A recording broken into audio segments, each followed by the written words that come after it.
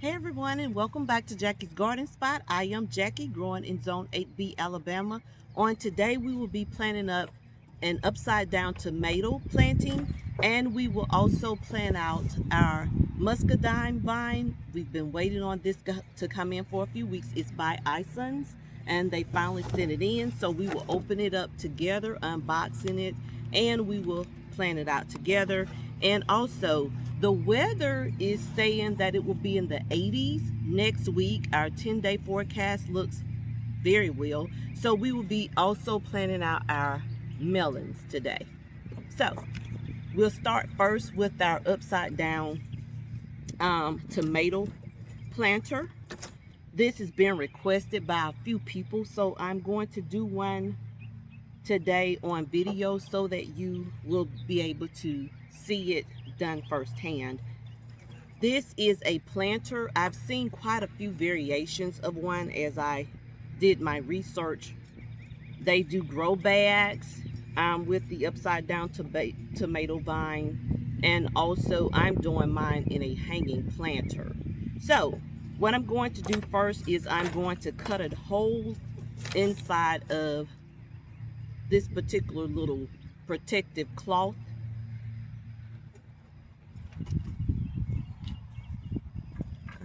Let's see here. See if I can measure it in.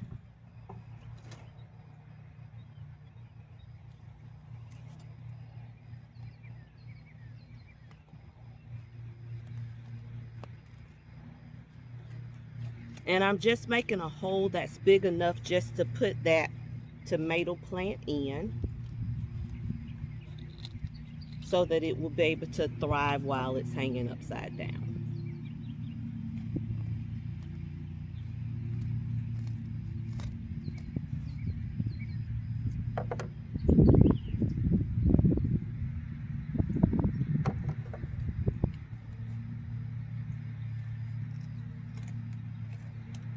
And I'm going to show you guys exactly how big I am cutting this hole. It's just so to get a big enough hole in. And I'm going to come back in and put in my soil. I have some moist soil that I'm going to use.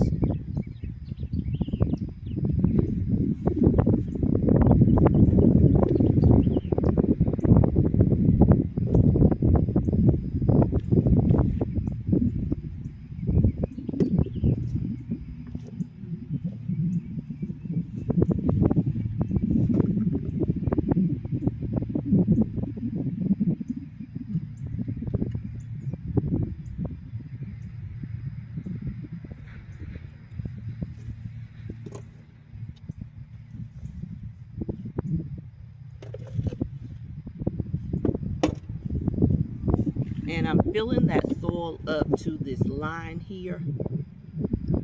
And I'm going to bring you around so that you can see a better view of where my soil line is stopping. Give me a moment. Let me bring you in a little closer. Okay, this should get you a better view. And so I'm going to come in. I filled it with the soil. I'm coming in with the garden tone, and I'm going to sprinkle a little around, and I'm going to mix that in.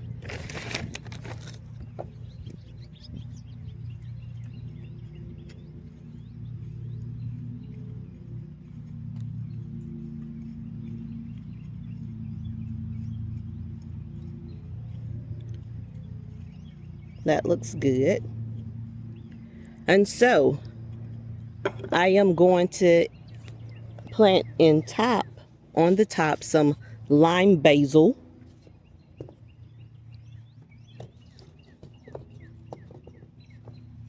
I am also planting out some marigolds in the top of this planter as well. Marigolds and basil are said to deter pests from eating up anything that you have in your garden, Also, they are a flavor enhancer to whatever you're growing. So that's my reasoning for planting that with the tomato. So it should make for a good symbiotic relationship.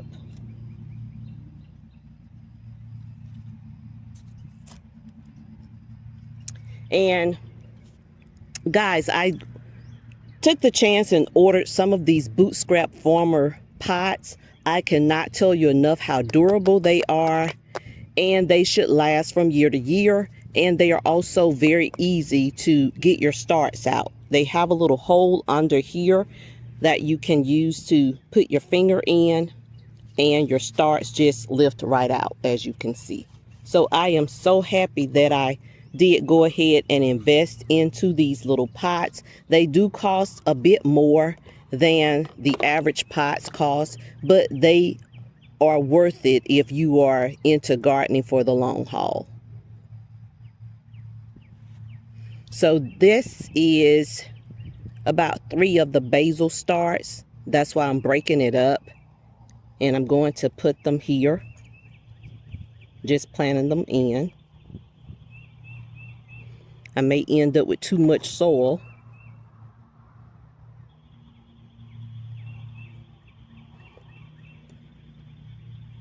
but I want to make sure that I get these in and get them rooted, touching the soil so that their roots can grow very well in here. And I think that it'll be so pretty once it branches out.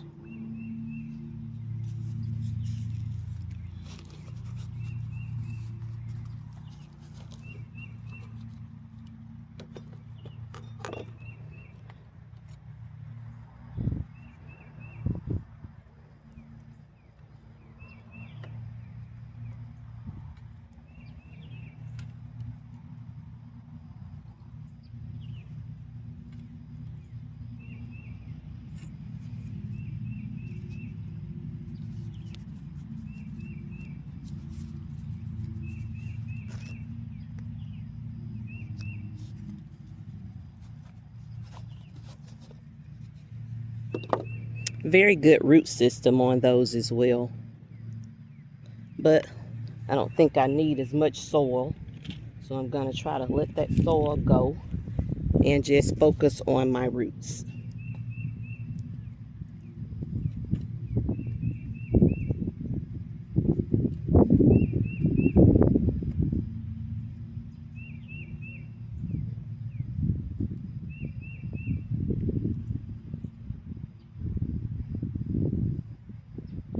And the basil has many medicinal properties, as though the marigolds as well. I'm looking forward to making a nice pot of basil tea this summer as well. And I think I'm going to go with maybe 1 marigold instead of 2.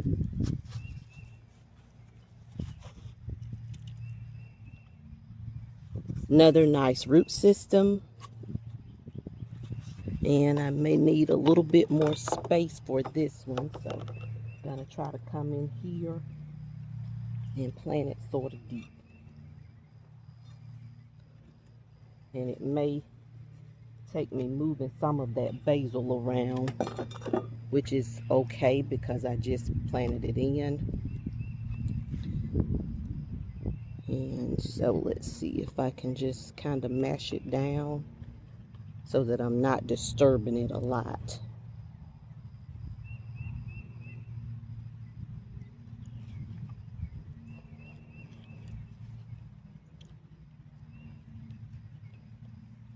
And I just marked the basil off because I have a lot of basil planted, so I do need to know what type of basil this is.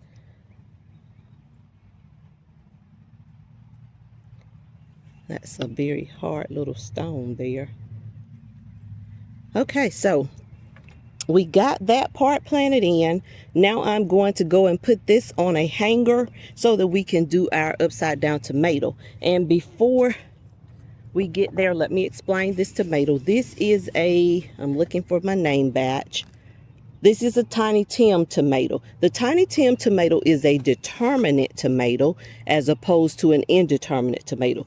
The determinate tomato means that that tomato will grow, it will bush out, it will give off all of its fruit, and then that's it for that particular tomato, as opposed to an indeterminate tomato, which can get about 8 feet high, and then it will keep putting out fruit all summer long up until our first frost. So it would be kind of awkward to plant that indeterminate tomato in here because we only have a hanger planter. So if that tomato is going to keep growing, then that's not going to be a good look, or it's not going to be healthy for this little planter. So that's why I chose the determinate variety to plant upside down in this planter. So give me a few minutes, let me get a space to hang this, and then we'll show you how we're going to do this upside down tomato.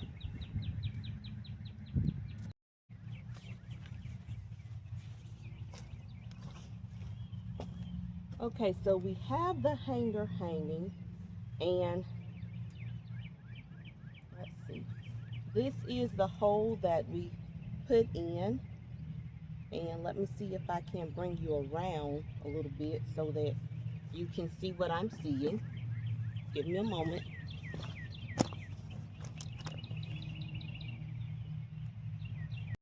Okay, so I went in a little more and cut out some more, and we're going to kind of stuff it in there, and we got it in. Good deal. And so it will hang that way, and we're going to pull this back down, put the soil back there, and there we are, guys, the upside down tomato planter. I'm going to give it a good drink of water, and we'll be off and running with that one.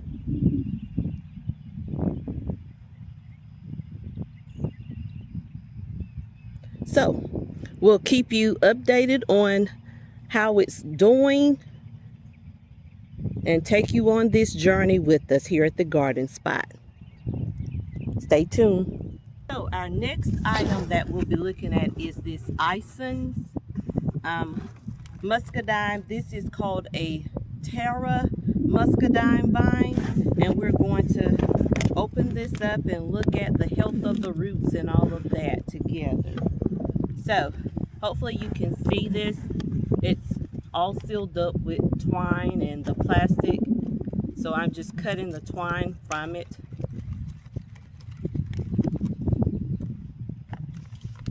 To see what we have here.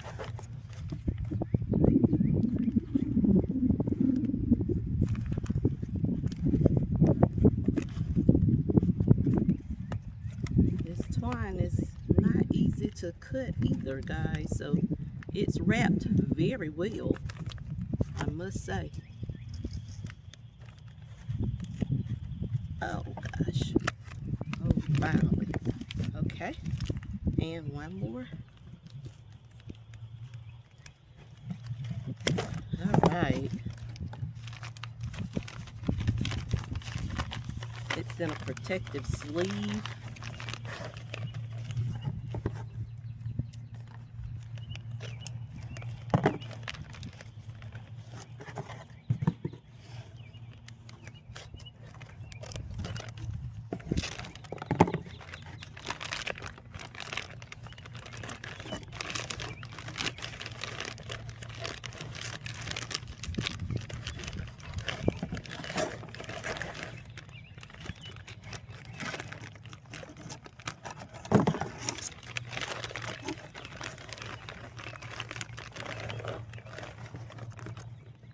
Oh, very nice.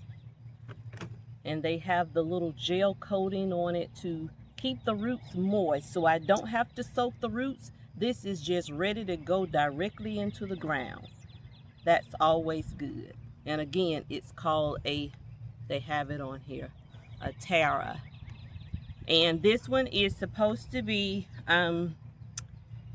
able to grow in zones 7 through 9, if I'm correct about that. So we are located in zone 8B, so we are dead smack in the middle of the growth. So we are absolutely right in sync with growing this one. So let me show you the spot that we have picked out, and we're going to get a hole and put it on into the ground. Give me a moment. So we're going to put it right in here so that it can vine right on up the fencing line along with the grapevine.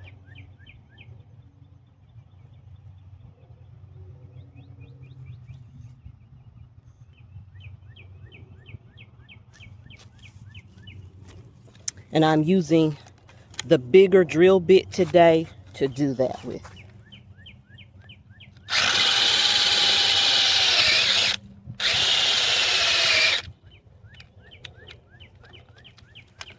And that hole should be deep enough in there to get that in. So let me grab the vine and get planting. All right. So this is the vine. Very good root system.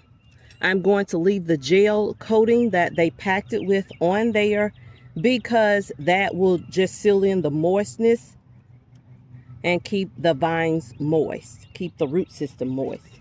So I'm gonna come in and see where so I'm gonna plant it even with that line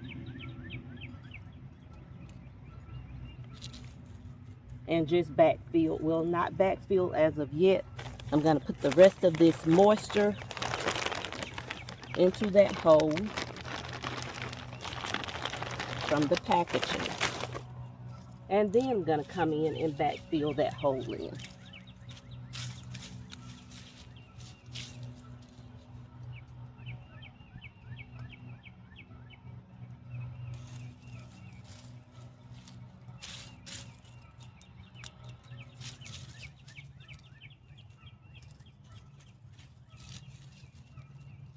That line, making sure I'm not going past that line. Okay, so now the tricky part. I'm going to see which one of these vines has the longest root system. And I think it's that one. And so what I have to do is clip everything else, all of the other vines off of this, so that those nutrients can feed into that one vine, and then that one vine will be able to grow up and spread along the fencing line. So give me a moment. Let me grab my shears and start to clip back those vines that's going to take those nutrients away from the leading vine.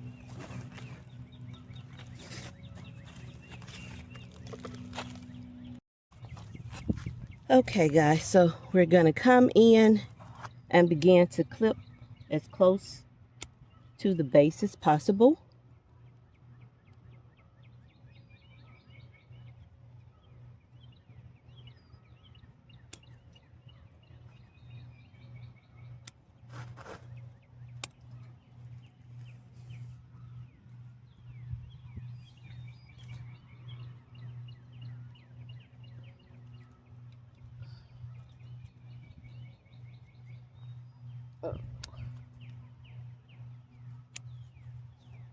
And I'm probably going to have to wrap that so that it will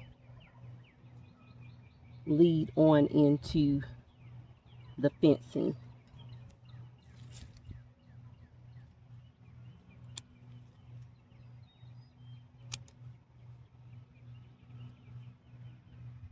Well, that's greening, so I don't want to cut that one.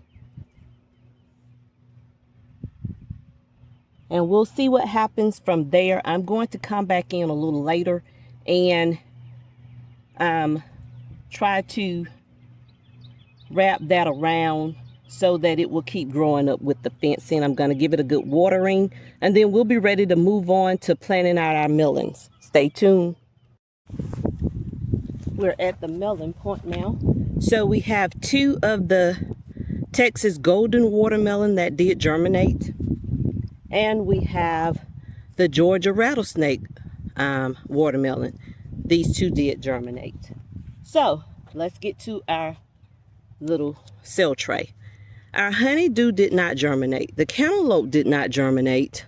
The lemon drop melon, both of those seeds did germinate.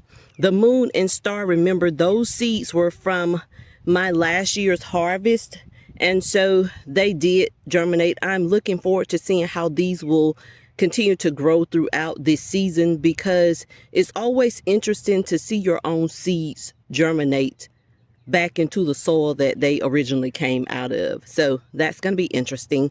The Cumbay watermelon, one of those seeds did germinate, and then the sugar baby, one of those seeds did germinate. So we're going to plant these out, and they're going to go in this area, and I'm going to space them out enough to give them enough space to spread and grow. So I first need to burn my holes into the weed blocking material. So give me a few moments. Hang on, guys, while I do that. And we need to space them out enough to give them enough room to grow.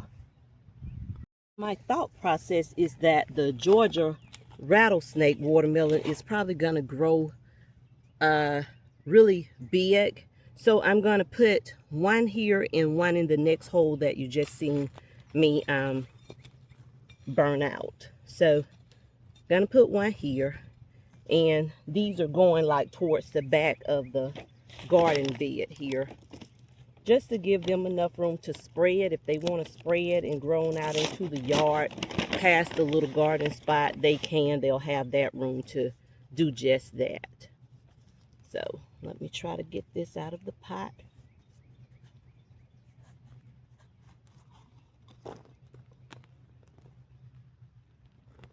Beautiful.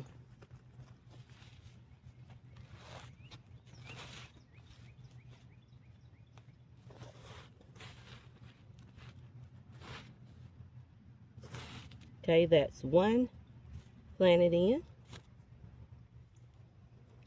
And then I'm going to move to the next hole to plant the other one in. Just going to move you over to this hole. Hopefully you can see that very well.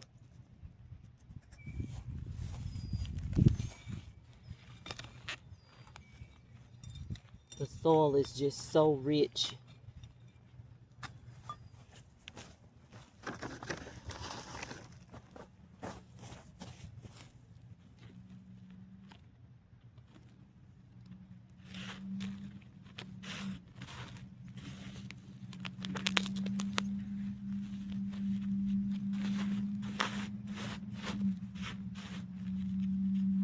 And so we have the Georgia rattlesnake watermelons planted in. And now we'll move to the, I think these are called the Texas golden watermelon. So we're going to move down to the next hole. And we'll plant one of those in. Last hole on this row.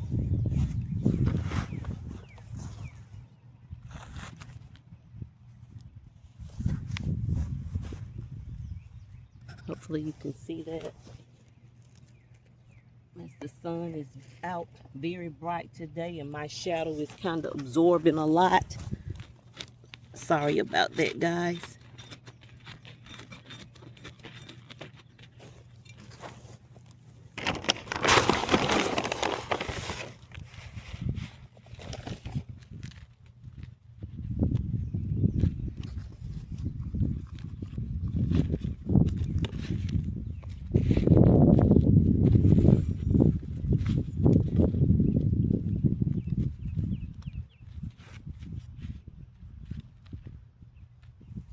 Take a little soil and prop this one up some.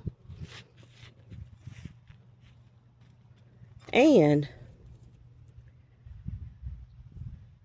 those are planted in. But all we still have left to get planted out or to share with some friends that are into gardening. So these are some pepper plants that we still have to get out. These are sunflower, the miniature teddy bear sunflowers. We still have our basil that we need to separate out. That's a lot of basil, huh?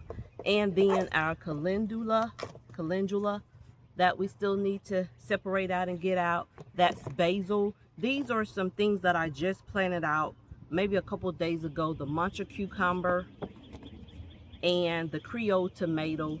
And then one of my mom's favorites that she shared with me, the Solar Fire tomato. I'm growing that one for her. And then we have some baked apple cucumber that she was talking about to me. And then we have some more chamomile that we planted out. Of course, you know I'm in the tea era, so I'm absolutely planting everything that I can make my teas from. And then we still have some marigolds. We have some basil. We have our bush beans. They're just now coming out. Some of them were ready, and so I didn't want them to get so root bound, so I did plant out a couple of them. I do need to get that one planted out, so it's as quick as they can come up. I'm trying to get them on out into the garden spot. And we also have some Texas cream peas. Now, I haven't tried these before. This is one that a friend of mine suggested to me. She said that her mom grows a lot of them, and it's supposed to be a very good pea. So I'm trying these for the first time this season.